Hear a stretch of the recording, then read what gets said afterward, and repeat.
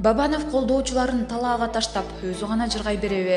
2017-жылы президенттик шайлоодо Өмүрбек Бабанов 600 миңден ашык добуш алган. Кызык, калың элдин ишенимин, электораттын үмүтүн актабайбы? Ушунчалык деңгээлде колдоого арзып туруп, баарын жыйыштырып учурда жыргап жүргөнү кандай? Бабанов бийлик менен сүйлөшүп алып, козголгон кылмыш иштерин жаптыруу менен алек. Тоого чыгат, ойго түшөт, өз кара башын ойлоп, доор сүрүп жүргөнүн кара.